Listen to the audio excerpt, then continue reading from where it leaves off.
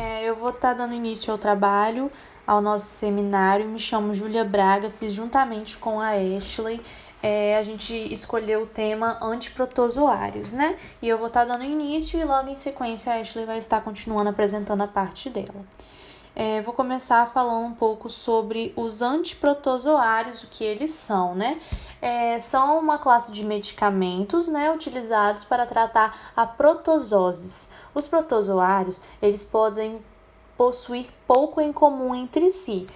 Por exemplo, Entamoeba histolítica é uma espécie de protozoário que possui um ciclo de vida simples, dividido em dois estágios: trofosóito, alimentação altamente móvel e cisto, e estágio com baixa atividade metabólica, resistente e infectante.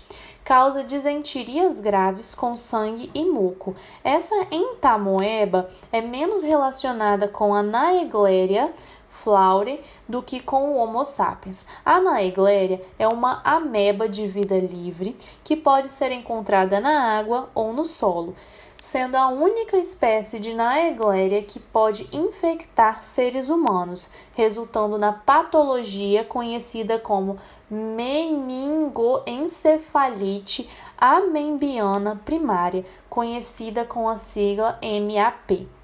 A Naegleria pode invadir e atacar o sistema nervoso humano.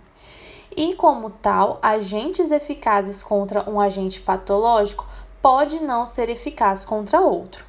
No entanto, o metronidazol é seletivo para organismos aeróbicos e tal é eficaz contra a maioria desses agentes patológicos.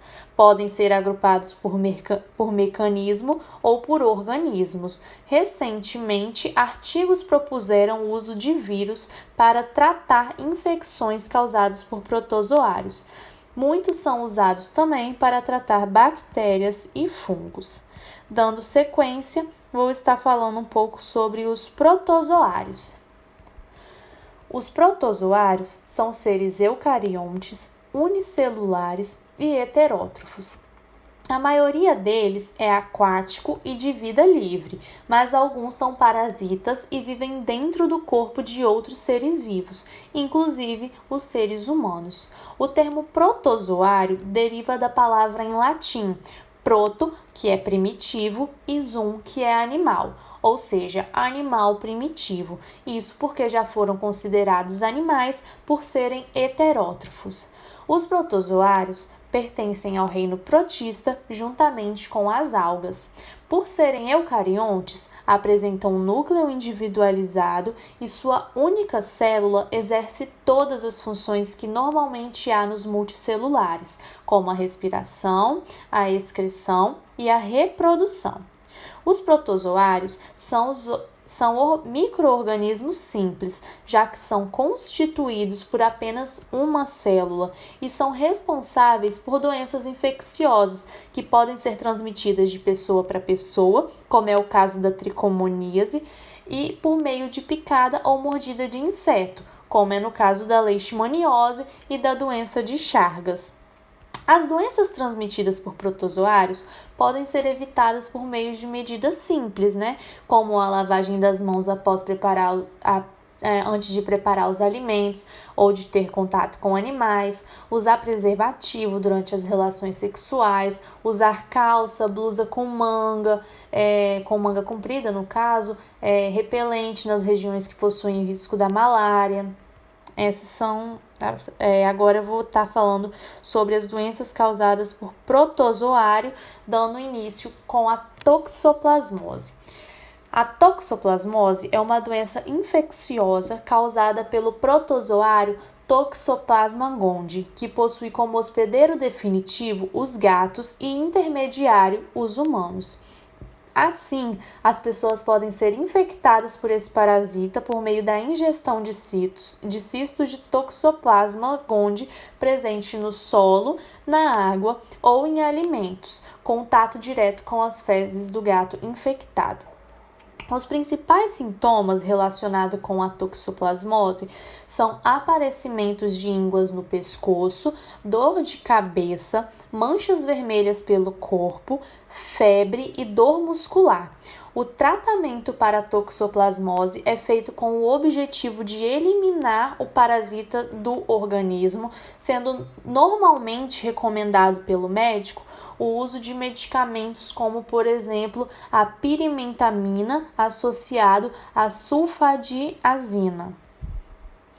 Dando sequência, vou estar falando um pouco da trypanosomiase americana. A trypanosomíase é conhecida também como a doença de Chagas, né? É uma doença infecciosa causada pelo parasita Trypanosoma cruzi. Essa doença é causada por meio da picada do inseto popularmente conhecido como barbeiro, que imediatamente após picar a pessoa defeca liberando o parasita, e quando a pessoa coça o local, acaba de espalhar o protozoário e permitir a sua entrada no organismo. Os sintomas da doença de Chagas variam de acordo com a imunidade do hospedeiro, podendo ser assintomática, em que o parasita vive no organismo por anos sem causar nenhum sintomas, ou ter sintomas que variam de leve a grave de acordo com a quantidade de parasitas no organismo e também do sistema imunológico da pessoa. O tratamento para essa doença ainda não está muito bem estabelecido. No entanto, normalmente é indicado que os pacientes com Chagas estejam sendo tratados com o uso de nifutimox e benzonidazol. Dando sequência às doenças por protozoários, vou estar falando da... Eu vou dar continuidade aos antiprotozoários. O nimorazol, ele é mais conhecido como Naxogin, e ele é um antiparasitário, né, derivado do nitroimidazol, tricomonicida, amebicida e giardicida. Ele interfere no DNA dos protozoários, levando eles à morte. Ele não deve ser usado durante a gravidez e o período de aleitamento. Ele apresenta vários efeitos colaterais, como boca seca, choque anafilático, coceira, congestão nasal, desconforto uretral, cefaleia, insônia, sonolência, vertigem e vômito.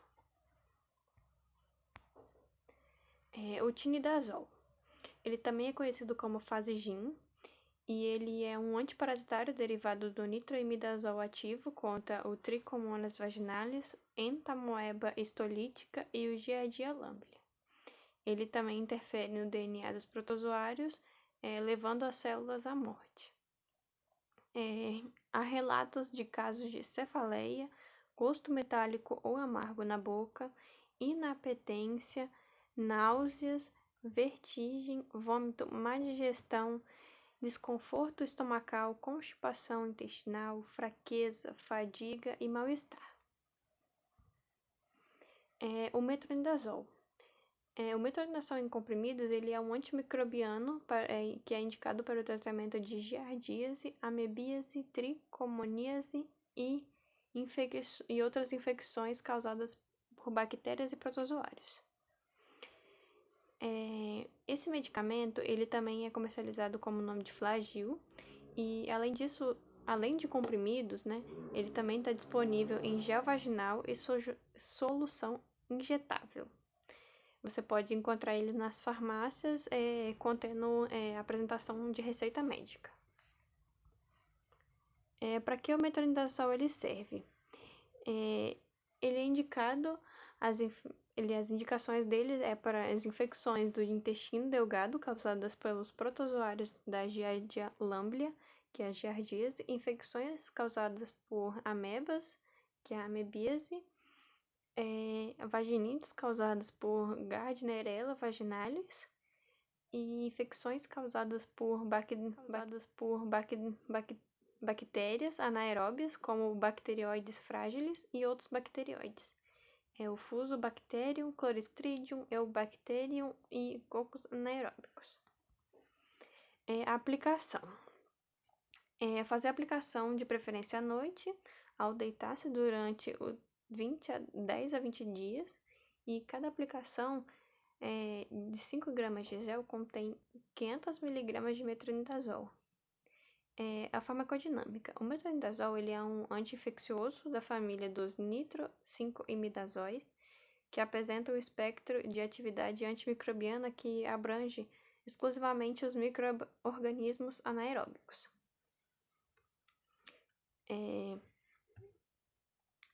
O metronidazol, a absorção dele na farmacocinética.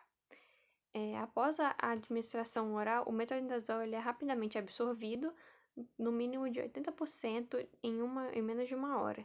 E a biodisponibilidade oral é de 100% e não é modificada pela ingestão de alimento. A metabolização. Ele é metabolizado no fígado por oxidação em 2 metabólitos. O principal metabólito é o alcoólico, que possui atividade bactericida sobre os micro-organismos anaeróbicos de aproximadamente 30% comparado ao metronidazol e uma meia-vida de eliminação de 11 horas. A excreção. A excreção do metronidazol e seus metabólitos é principalmente urinária e representa de 35% a 65% das doses ingeridas. A interação medicamentosa. Bebidas alcoólicas e medicamentos. Bebidas alcoólicas e medicamentos contendo álcool não devem ser ingeridos durante o tratamento com metronidazol e no mínimo 1 dia após, devido à possibilidade de reação do tipo disulfone, que é o efeito antabuse. Esse efeito antabuse é quando o indivíduo consome álcool sob o efeito de medicação e há acúmulo de acetaldeído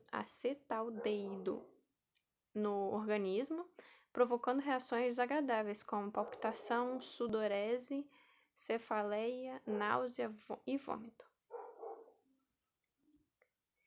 As reações adversas, que são náusea e outros distúrbios gastrointestinais, dor de cabeça, dormência e formigamento das mãos e pés, dores articulares, prurido genital, olhos secos, alteração do paladar e escurecimento da urina. Essa primeira imagem é o metronidazol em gel vaginal e a outra imagem é o metronidazol em comprimido. Essas foram as nossas referências. E é isso. Obrigado.